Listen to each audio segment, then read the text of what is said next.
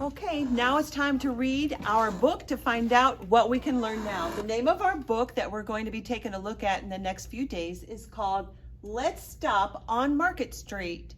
And as you can see, it looks like there's a bus here, and a little boy, and then maybe a grandma. I can tell she's a little bit older. The name of this book is Let's Stop on Market Street, and it's written by a gentleman by the name of Matt de la Pena, and the pictures or the illustrator is Christian Robinson. Now, when you hear this book, I want to draw attention to the word stop. We've always known stop as a verb. It's something that you have to stop doing. If you're doing something, you stop, you don't do it anymore. But in this case, the word stop refers to a place where a bus will let people on or off. They just, at a bus stop, you either get on the bus or off the bus. So that's what we're going to be talking about. Now, before we read it, I want you to take a look at another anchor chart, because we're going to learn how to find out and ask some questions, ask and answer questions that'll help us understand the book. So this is just a reminder because we've done this so many times before. So here's how we ask and answer questions about the text. And when I say about the text, that means the book that we're reading. We want to ask questions about the book as we read, about the text. We want to ask who, we want to ask what, we want to ask where, we want to ask when, why, and how. And these are all things we can be doing to help us understand the book. We're going to do it before, during, and after after you're reading. You can ask all of those questions if you don't understand as we're going along. So answer questions using the text. So when you say, hey, where was that? Maybe you can look at the picture and maybe read it again. Or you can say, why did he do that? You can look back and look at the picture and the words to answer the text for that as well. And so a lot of the questions that we ask about it are already found in the text. So if you look at the cover of the book, for example, that is right here. You see the cover of this book? I see a boy and a woman there waiting for the bus together. I wonder where they're going. So maybe one of the asking questions I could ask is, where are the boy and the woman going on that bus? That would be a great question to ask. Where do you think they might be going? Do you think it might be maybe to the grocery store? Maybe they're going to the zoo. Maybe they're going to go visit somebody. Who knows?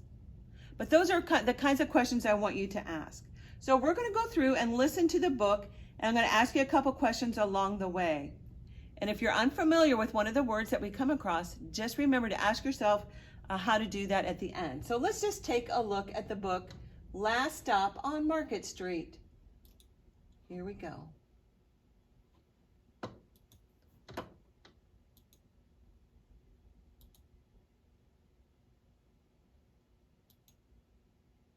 Market Street is the name of the street I imagine that he lives on. You think? CJ, I'm going to point to the word. CJ pushed through the church doors, skipped down the steps.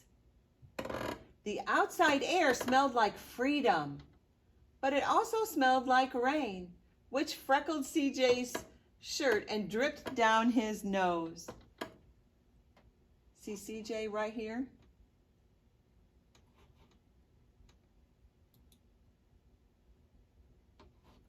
He ducked under his Nana's umbrella, saying, how come we gotta wait for the bus in all this wet? Trees get thirsty too, his Nana told him. Don't you see that big one drinking through a straw? CJ looked for a long time, but he never saw a straw. That's interesting.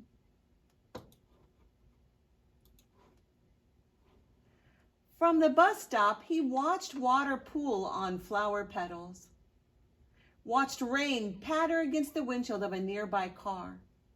His friend Colby climbed in, gave a wave, and drove off with his dad. Nana, how come we don't got a car?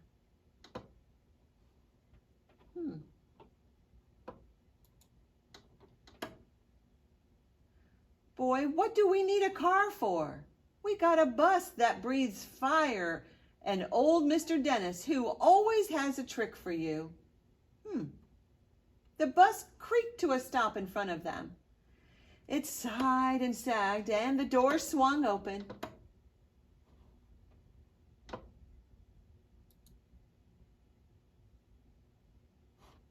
"What's that I see?" Mr. Dennis asked. He pulled a coin from behind CJ's ear, placed it in his palm.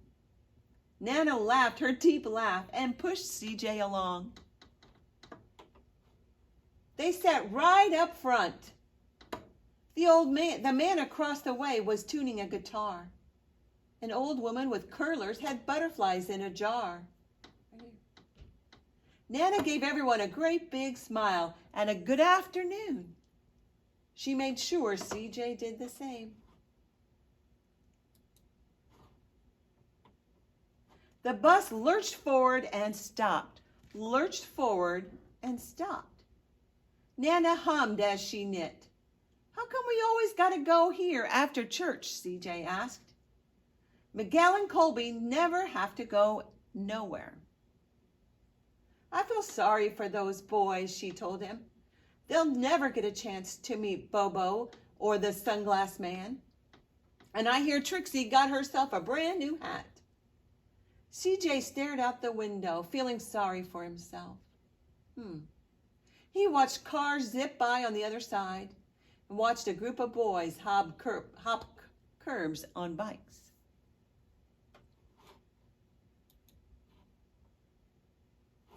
A man climbed aboard with a spotted dog.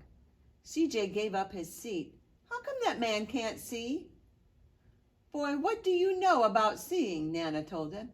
"Some people watch the world with their ears." So let me ask you, Nana says some people watch the world with their ears. What do you think that means?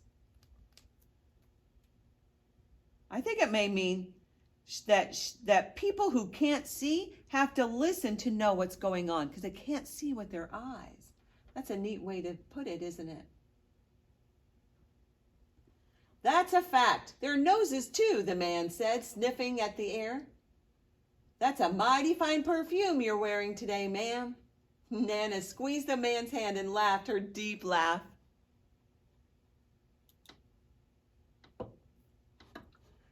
Two older boys got on next. CJ watched as they moved on by and stood in back. Sure wish I had one of those," he said. Nana sat down her knitting. "What for? You got the real life thing sitting across from you. Why don't you ask the man if he'll play us a song?"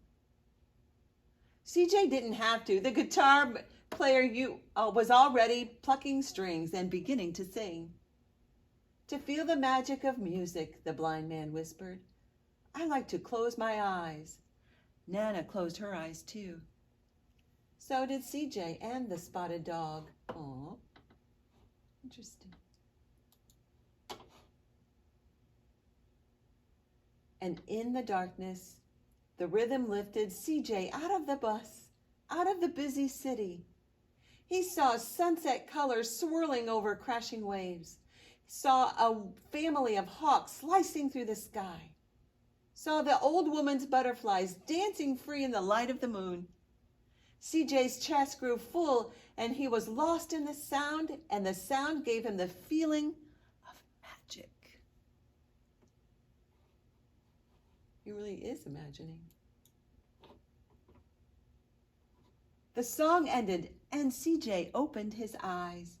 Everyone on the bus clapped, even the boys in back. Nana glanced at the coin in CJ's palm. CJ dropped it in the man's hat. "Last stop on Market Street," Mr. Dennis called.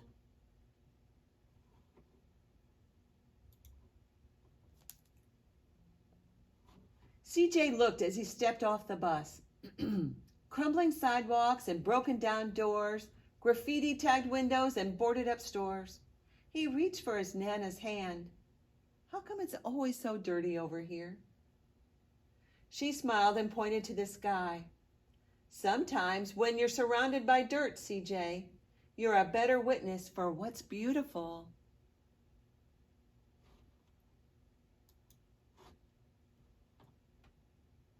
CJ saw the perfect rainbow arcing over their soup kitchen. He wondered how his Nana always found beautiful where he never even thought to look. He looked all around them again, at the bus rounding the corner out of sight, and the broken street lamps still lit up bright, and the stray cat shadows moving across the wall.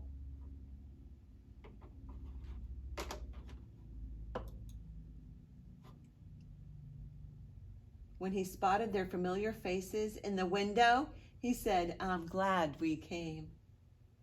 Uh-huh.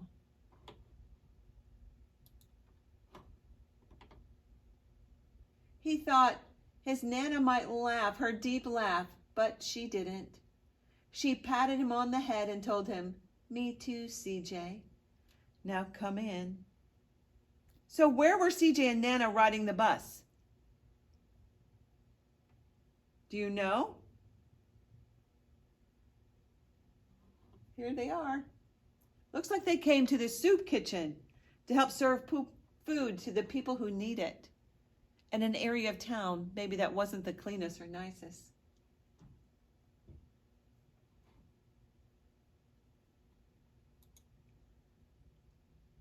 The end. That was a pretty good book. It's so interesting how CJ, his grandmother, helped CJ look to see things a little bit differently than what he's used to seeing. So we always talk about when we read a book about the characters. So who are the characters? Go ahead and say it out loud, even though you're at home. Who are the characters in our story? We have a Nana, and the little boy's name is CJ. And then there were other characters. There was on the bus, remember? There was a guitar player. Then there was some other people. Who were the other characters? There were people at the soup kitchen, people on the bus. Now, where did the story take place? Do you remember?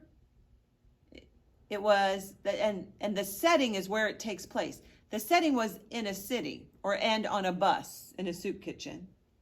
And the main events were that CJ and his grandmother were waiting for a bus. Then once they got on the bus, then they interacted with some people on the bus. And then they were serving soup at the kitchen, at the soup kitchen, serving food for them. So I want to show you a chart here. So we asked the question, the essential question for our new module is, what can I learn when I look closely? And this week, we want to begin noticing new things.